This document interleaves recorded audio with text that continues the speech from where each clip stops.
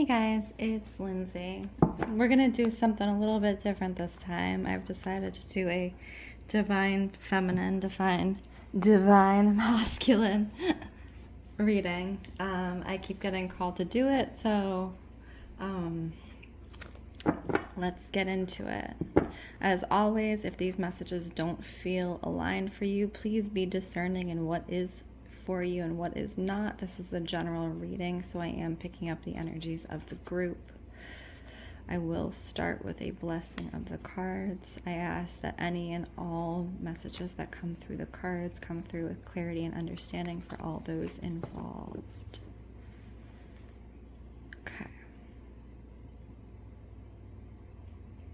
Okay, first off the bat, for the divine feminine, look, there you are at the bottom.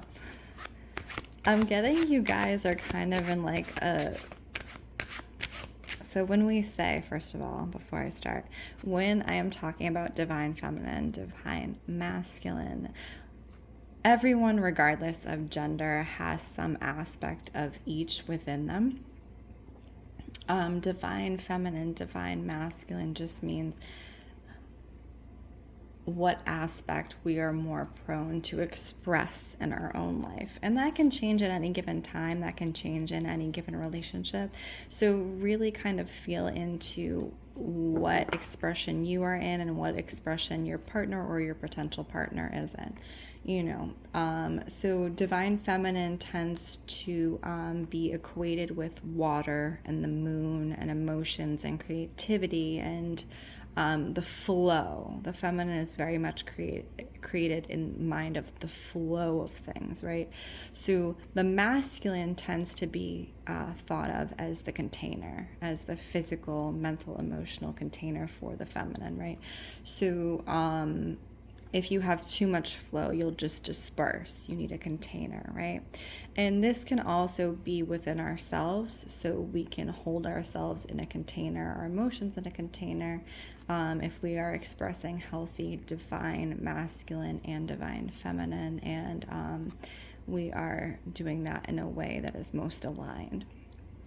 Divine masculine also is associated with the setting of boundaries, physical, mental, emotional boundaries. So that's why masculine is often associated with being the protector. So it is not just the container, it is the protector of that flowing energy. So when the feminine feels safe and protected and seen, etc., by the divine masculine, that allows them to flow and create and bring things out into the world, right?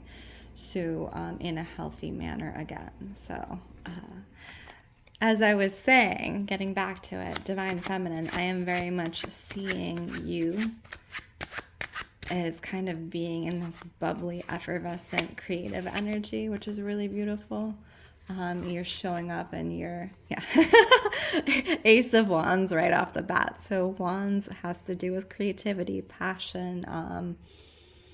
This can be artistic creativity, it can be anything from singing, painting, etc., So the divine feminine very much in this reading is showing up in this bubbly, effervescent need to create energy, which is really wonderful and beautiful. Like she's just ready to create, ready to get her creations out into the world. And I do feel, feminine, that this is a time that you are going to be creating a lot of really beautiful things if you choose to, a lot of necessary things. The world needs more art. So if you do not currently have a creative outlet at this time, divine feminine, I do think it is time to kind of turn to some active creativity. Even if you haven't before, just try something out. If you feel drawn to something, it is really your moment to kind of explore and learn and really dive deep into that creativity. Let's see what else is showing up. I also get that, the divine feminine is very much in a talking mood, a chatting mood right now. So I see you speaking a lot, speaking with friends, sharing with friends. So this is Six of Cups, has to do with emotions. So it's kind of this back and forth of sharing the emotions, divine feminine, and kind of this joyful, young, playful energy, which is really beautiful.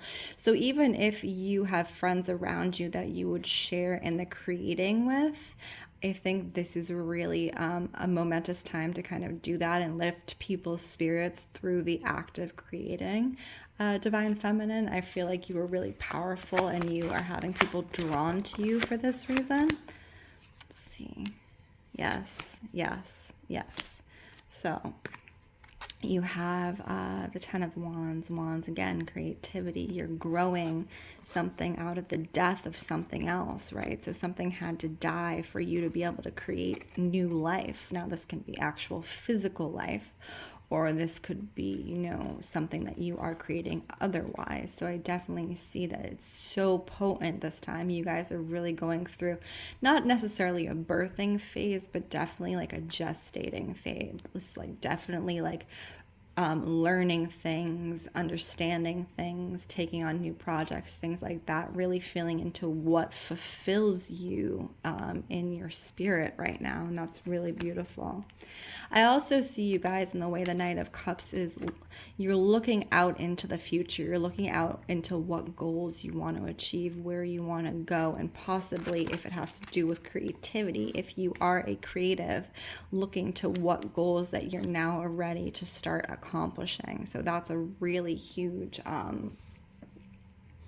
task, but it's also really exciting. And I think this is such a great time for you guys to really start making plans on how you're going to bring your art out into the world if you are a creative writer, etc., etc.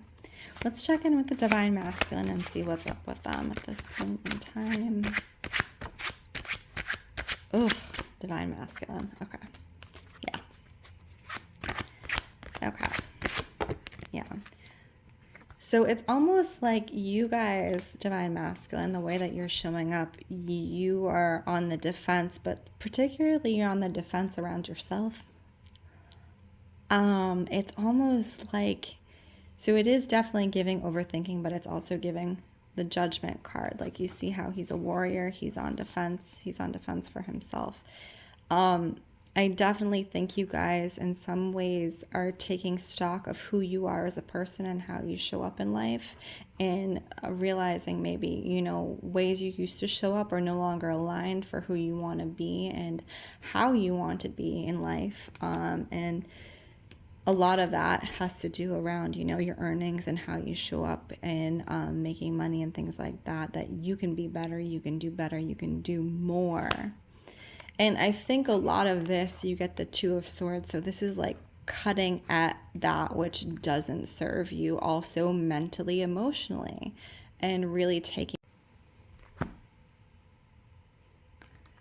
And so when you are cutting away at parts of yourself, you're really burning down old ideas you had of yourself, or how you present yourself, or how you show up. It's almost like it's almost like, I don't want to say this, but like a religious scarification ceremony, right? So you're scarring yourself so you can see exactly, what you don't want to be anymore. You're really kind of making it a hard hit, like, I'm not going back there, I'm not being this person, I'm not showing up this way, I can do better, I can not even necessarily do more, but I can show up in a more aligned way. So you're really kind of you're at 2. So 2, the lower the number is in any given card suit, the more you're kind of working your way up through that card suit. So in particular, that you're working up through the swords and the coins,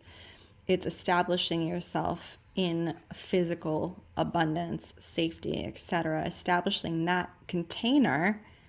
You are establishing that container to provide for yourself and or others. And you're also making the decision, how do I want to provide? How do I want to show up, right? So the Two of Swords is mental, emotional. This is a check-in. This is like, actually, what behaviors do I have, or do I continue to have? What patterns, what triggers do I have that I no longer want to take with me into my new life, right? So it's very much deciding before you take the step, actually, this is the hard look I'm having at my behaviors, triggers, patterns, etc. And I am cutting away at these. And not only are you cutting away, you're leaving a scar so you remember that you are no longer that person, right?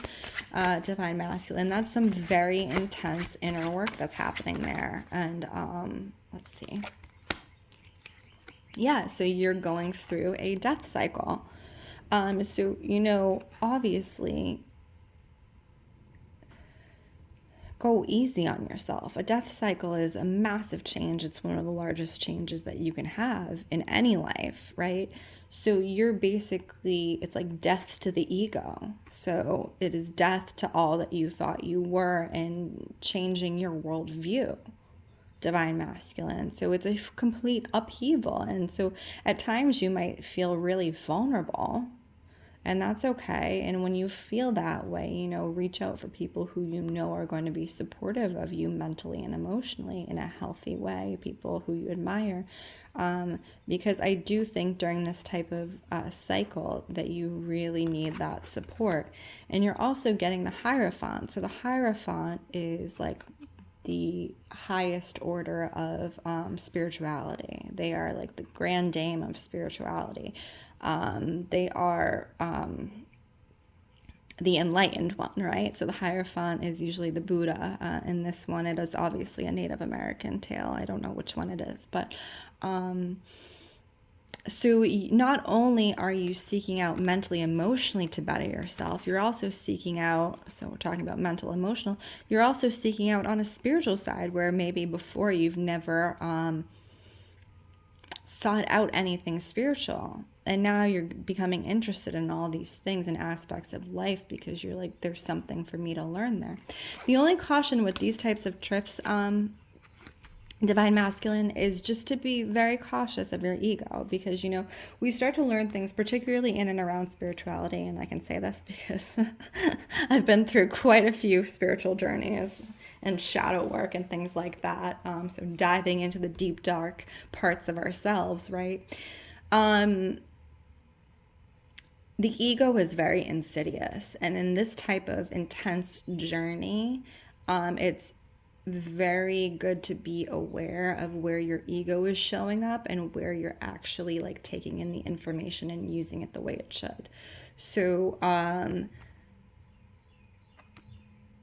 as you're on a spiritual quest or spiritual journey or whatever you're doing, it's always good to check in with yourself and really check in with, sit down and do some deep breathing and, always check in and be like, what feels aligned for me? What doesn't feel aligned for me? Because any spiritual journey, you're not only bringing up a lot of information, a lot of old patterns, triggers, things like that. You're challenging your worldview completely, right? If you're doing it, if you're actually doing the spiritual journey, you're probably challenging your worldview. And that can cause us to grip, right? And not only that, that can like give us a skewed view. Like if you're seeking out answers through spirituality, if you're seeking out where to go through spirituality, you're receiving all this information, but you also have to be able to really check in with yourself and be like, is this information useful to me? Does it feel true to me? Check in and ask, is this true for me? Is this true for me? And how does it land in my body, in my soul? And that's really one of the best pieces of advice I can give for anyone going on this type of journey and learning about themselves in this way is the constant checking in. How am I showing up, A? And does this information I'm receiving land for me as a truth? And, truths are mutable. They do change, but like that deep-seated truth is a very different thing. And you'll know if someone is, if you have a mentor or if someone's teaching you or you're learning about something new, you'll know pretty much instantly when you go in there, you're like, this doesn't feel right for me. And so that's really, again, we're talking about Divine Masculine setting boundaries. How as the Divine Masculine can you set boundaries safely and in a healthy way for others if you don't know how to set boundaries for yourself in a healthy way first. This is what that is. This is what that work is right here, is learning how to set boundaries in a healthy way when you're learning, when you're exploring, when you're understanding the world. Yeah, so that was a really deep divine feminine masculine reading. I hope you guys appreciate it. I've never done one of those before. And if you are interested in booking a reading with me, again, my name is Lindsey Rose. This is Storyteller Tarot. You can check out the link in the description. Be well.